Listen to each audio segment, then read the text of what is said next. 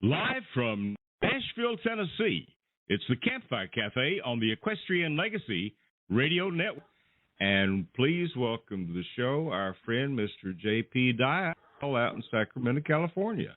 Hey, J.P. Hey, Gary. Hey, Bobby. How are you guys doing? Good.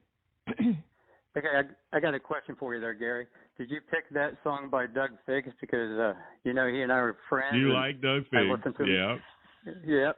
I listen to him every Thursday night live on Facebook while I'm training horses. Oh, gosh, that's wow, pretty that's cool. fabulous. Cool. Well, I don't know if Doug knows that or not, but we'll be sure and tell him, okay? We'll pass that on. Oh, he So does. Bobby's out in Albuquerque, New Mexico, so she's pretty close out there today. I see him all anyway, the time, yes. Welcome. Welcome to the show. And I have heard just really, really good things about you, Mr. Dyal, and the work that you're doing out there with the Sacramento, California Sheriff's Department. So let me ask you first to tell us how you got involved with Mustangs. Oh, boy. Well, basically, a Mustang saved my life. I was real successful in the corporate world, and you guys all remember the big crash in 2007, 2008. Actually started in 2007. Yeah. I lost everything. I lost my house, my wife. I had tons of money. I was basically depressed. Didn't really get off the couch, and it was a good buddy of mine named Bob Abbasi, and he was a spur saddler over in Texas, and he got me out riding. And before too long, I got my first Mustang, and she became my reason why. I mean, she's the reason I got up off that couch. She's the reason I got out of that funk that was in my mind. You know, she saved my life. Well, I will tell you, JP, that is a story that I have heard before, and I've even talked to some people that went through that crash of 2007, 2008, and it happened to be Mustangs that brought them out. So it's amazing what these stinking horses can do, isn't it? Yeah, it absolutely is. They're incredible. It's absolutely incredible. The healing power of a Mustang is just incredible. Yeah.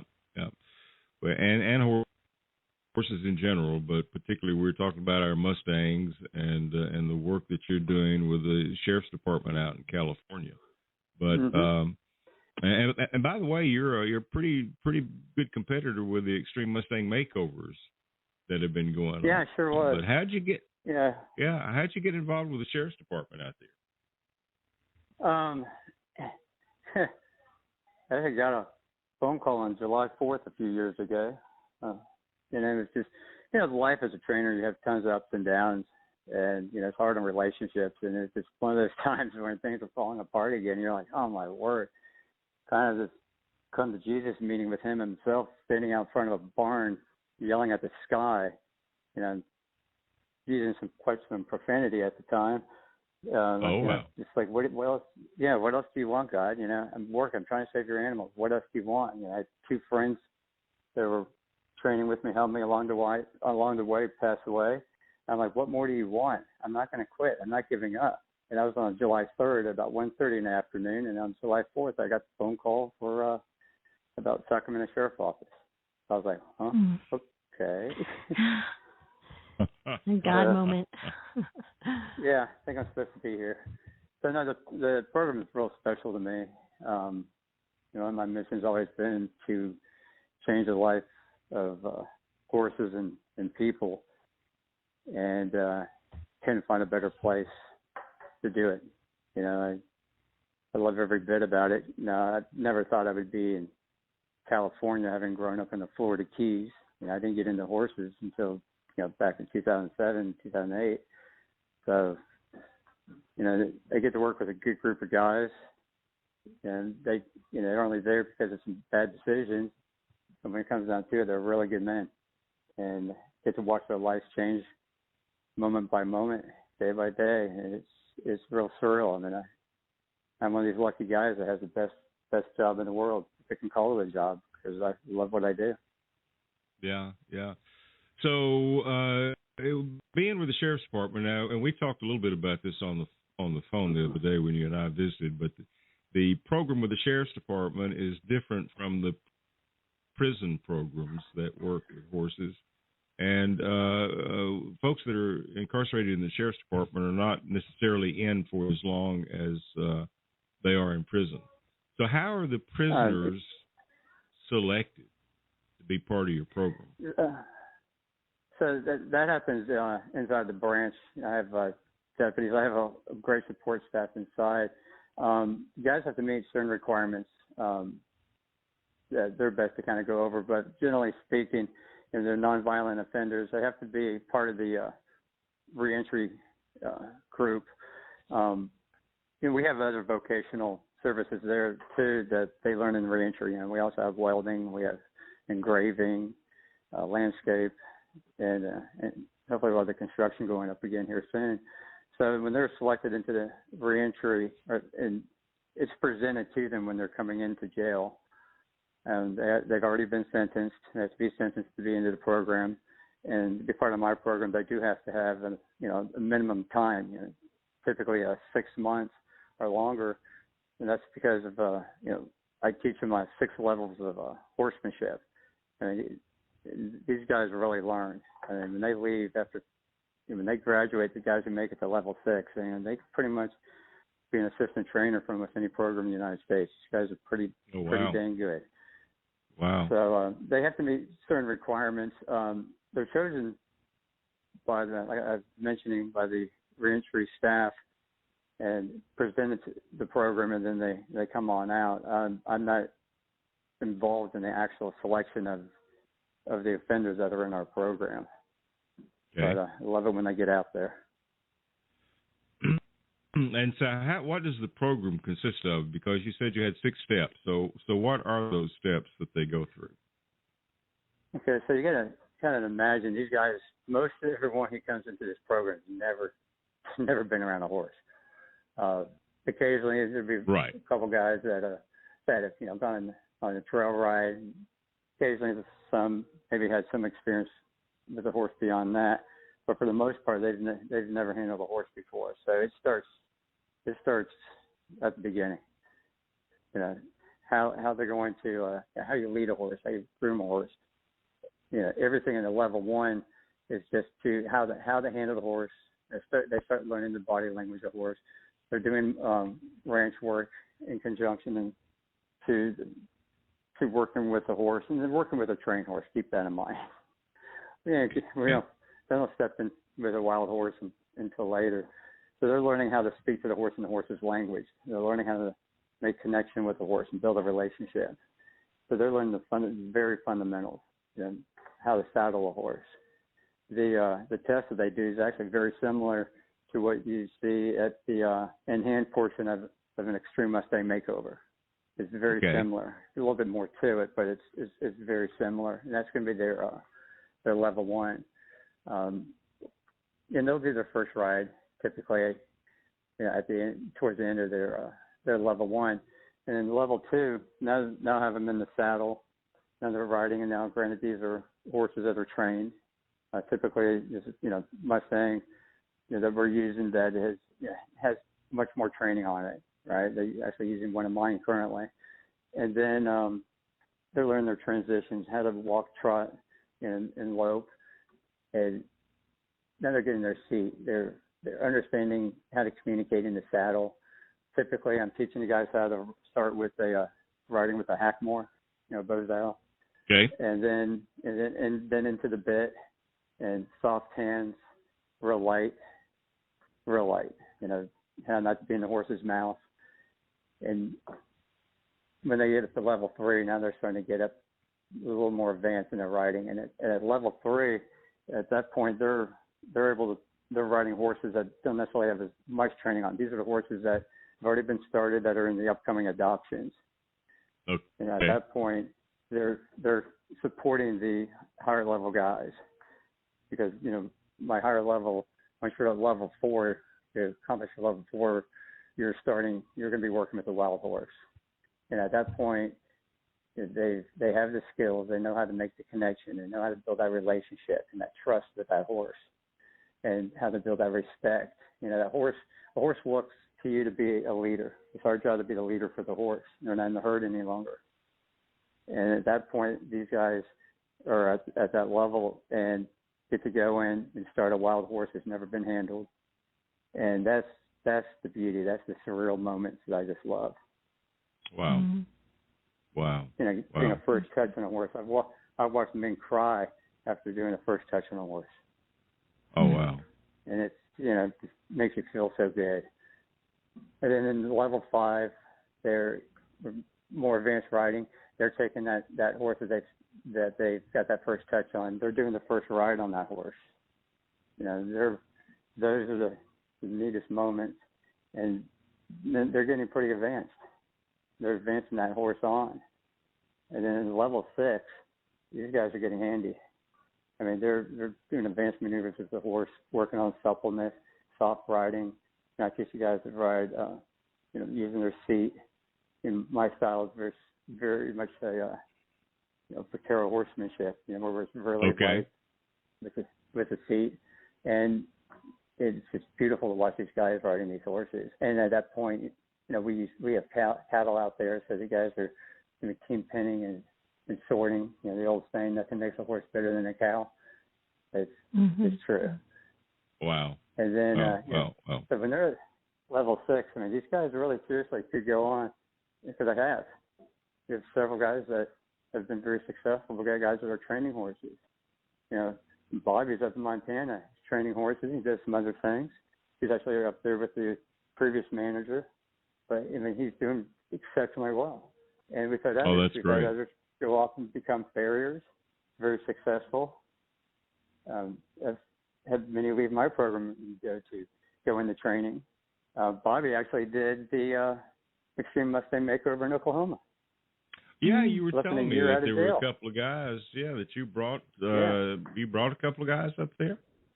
Well, I brought one, and Joe brought one down from Montana. Joe Meisner, he was the previous manager, and he brought one from Montana, and I brought a guy from Sacramento. And it was just really neat to watch these guys out there. Yeah, I was like, this is cool. Wow.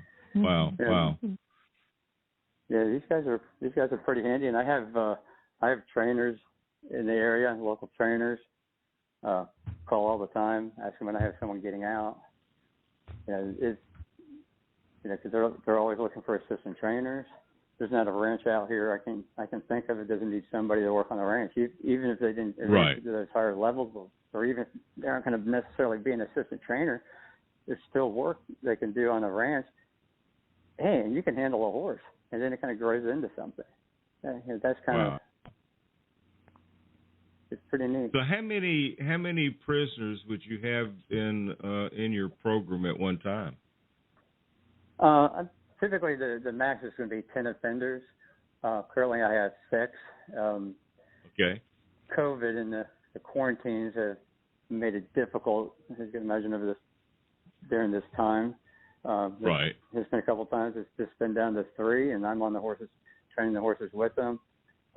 Currently, the guys are actually on a COVID quarantine, so it makes things a little difficult, but they get through it. And 10s are going to be 10 is our max. Okay. And are they those 10 that go through that 6-step program? And I guess not everybody goes through the 6 steps. Not every one of them will get. Not every one will accomplish level 6. Right. Various reasons. Some take longer, but quite often they'll get out before they reach it. Okay. Being even at the level 3 and 4, those guys, they get pretty good at 3 and 4. Yeah. Yeah. They're really good. If they're at 4, if they're working with the wild horse, they know how to communicate. Yeah. Yeah. But we have many JP, up there to the 6. Yeah. Tell us a little bit about the type of change that you see in your offenders, and I'll use that term now. I've caught you using that term. with the offenders, Sure. what kind of change do you see in these guys? Yeah, when they first join the program, they bring a lot of the language, from the streets or from back at the we call them the barracks. They're like in a dorm type setting in the jail. When they come out, first thing I notice is language starts to change. Okay. And, as they're working with the horses, the body language, the way they carry themselves starts to change. It doesn't happen immediately. It takes a little time. It usually takes a month or so. I start to see the changes probably about 3 weeks in, and you see them kind of becoming softer. In order for these guys to work with the horse, they have to learn to become vulnerable, and that's something very hard for them. When you think about it, being vulnerable and sitting inside a jail that's not normal. And but you really have to be. A horse. I mean, I was telling somebody yesterday. I don't know where I heard this quote. But every cell in the horse's body is eavesdropping on your thoughts. So their energy, their mind, everything has to kind of be in the right spot. And that's that part of the vulnerability that they have to learn. The guys will say, they learn patience, and I'll look at them and say, nah, you're going to become vulnerable. They don't like it when I use the word sometimes, but it's true. Yeah. And once they do that, and you start to see that change, then you start to see the trust and trust, that connection really happen with that horse, and then that relationship builds. And that has to happen, and the horse does that. I teach them how to speak to the horse and how to communicate to the horse, and the horse's language. So the horse is doing that. And I'm not a therapist, not a counselor. I'm just kind of guiding them through using experiences I had in my darker times. Yeah. Well, how is? And I'm going to ask you a question that we haven't even thought about before. But how has this changed you? Oh, drastically. Just watching these guys do that. It's made me just more conscious of everything, conscious of the change in people, and not to judge people. Okay, these guys made a couple bad decisions. Yeah. They're good people. We're all so judgmental in this world, and there's no need to be. I mean, these guys they're really good people. They just went the wrong way. And it makes me appreciate things. I see a lot of scenarios where they didn't have a good father figure, and I'm very appreciative that I had a wonderful father that raised me really, really well. Great parents. And I see that that's an issue that's led many of them into that wrong path. But what I've learned about myself is how much I love teaching people, working with people in the relationships with the horses. And, I was a trainer, and then I came from a leadership background in the corporate world, never thought the two would come together. And to watch myself to change and the excitement that I get and the it just makes me feel so good in my soul. It just rejuvenates myself so much just working with these guys. Wow. And it's that's wonderful. Wow, that's pretty special. That is pretty special. Well, I got to ask you, are you going to come to see us in Fort Worth in September? Because we're going to try. Yeah, September is kind of a busy month, but I'm going to sure try. I made it to I was at Oklahoma last year. I won't be competing myself, and I'm compete currently, but sure going to try to get there because I have a lot of friends competing there. Well, there'll be a lot of folks competing, and by the way, I think that starts September the 8th through the 11th, if I'm not mistaken, and that is the Extreme Mustang Makeover taking place at the Stockyards in Fort Worth, Texas, for the Extreme Mustang Makeover, and I think that's right, September 8th through the 11th, and so we're going to encourage folks to show up because what you see happening with these Mustangs that have been worked with for 100 days is just unbelievable, and I think what change you see in some people that have worked with these Mustangs is pretty unbelievable as well. So that should be. Yeah, it changed me. In 2009, I went to my first one, and I was like, I had to do it. It was the ultimate in horsemanship. And then I made it to the Magic, been invited to the Magic multiple times, and it's like just that's what led me down this path too of training. And part of it was practicing. I had to make it. I had to do one. They're really neat events. If you've never been to one, you need to go. It's amazing what these people can do in 100 days with a horse. Wow. Well, Bobby Bell, I don't know where we're going to have a makeover that's real close to you, but Fort Worth isn't just all that far, you know. And I think we're planning on one back in Kentucky probably for 2023, and then back again in Fort Worth a little bit later in the year. But JP, I really do look forward to seeing you. I hope you make it to Fort Worth in September. So we'll look forward to seeing you there. Thank you for what you're doing with these offenders, and thank you for what you're doing finding homes for the Mustangs through this program. So we appreciate everything that you're doing on both levels. Well, thank you. Thanks for having me on. Well, it's been a pleasure. We look forward to having you come back again. We'll visit some more and find out what's going on with you and your training program as well. So thanks so much for being with us. Thank you.